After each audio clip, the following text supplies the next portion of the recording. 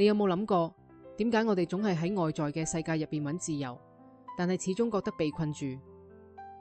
我哋轉工、轉環境、轉關係，希望揾到嗰份久違嘅輕鬆，但係往往發現，無論去到邊度，嗰種內在嘅束縛感依然如影隨形。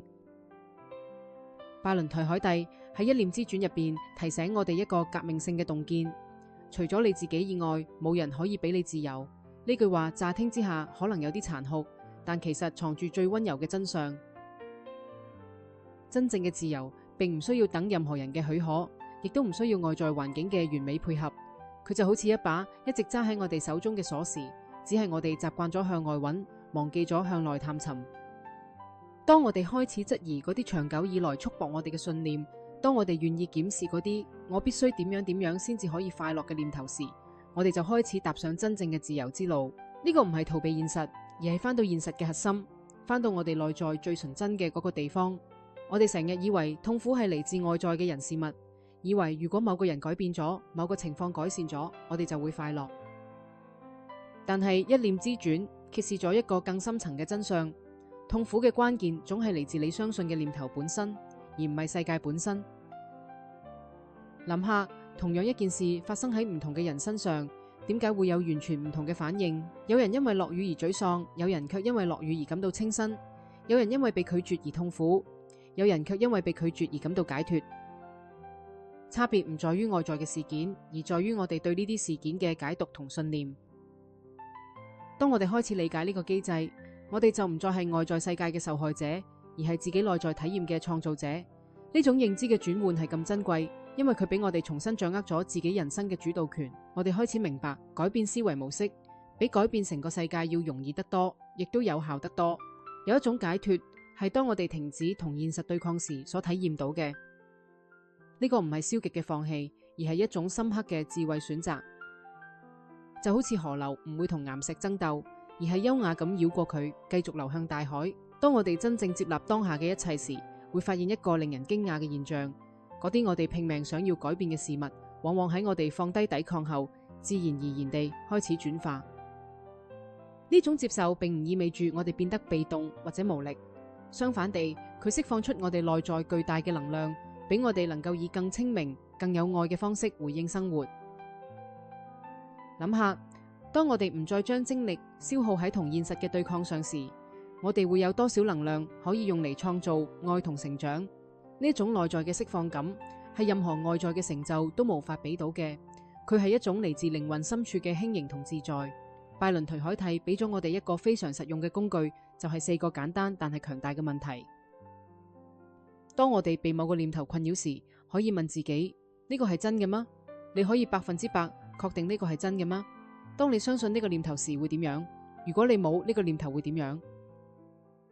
呢4個問題睇落簡單，但係佢哋具有拆解任何限制性信念嘅力量。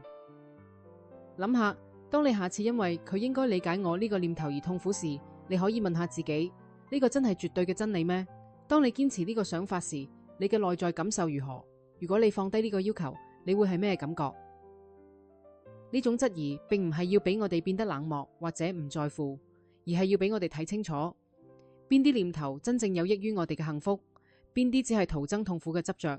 透過咁樣嘅練習，我哋學會咗同自己嘅思維保持健康嘅距離，唔再被每一個念頭牽住鼻子走。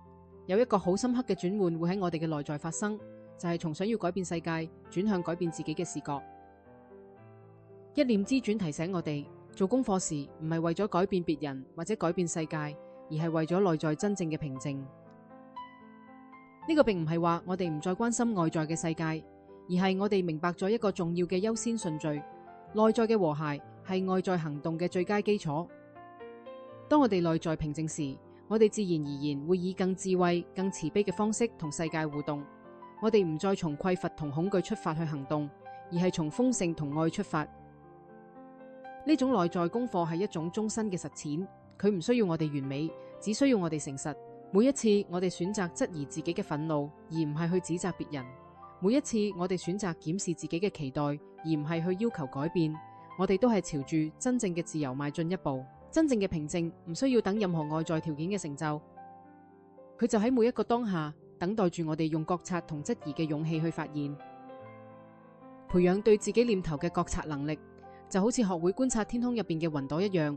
我哋唔會因為烏雲而責怪天空，亦都唔會因為陽光而讚美天空。我哋只係單純咁觀察。同樣地，當我哋學會觀察自己嘅念頭時，我哋就唔再被佢哋綁架，而係擁有咗選擇嘅自由。呢種質疑既有信念嘅勇氣，係我哋每一個人都可以培養嘅珍貴品質。佢唔需要特殊嘅天賦或者條件，只需要我哋願意誠實咁面對自己，願意放低嗰啲俾我哋痛苦嘅執着。當我哋咁樣做時，我哋會發現，原來幸福一直都在，原來平靜從未離開，係我哋嘅念頭遮蔽咗佢哋。而家你可以開始問自己嗰4個問題，開始你自己嘅覺察之旅。如果呢啲分享對你有幫助，亦都歡迎你分享俾身邊有需要嘅人，等更多人能夠揾到內在嘅自由。願你喺接下嚟嘅日子入邊揾翻心靈嘅平靜同自由。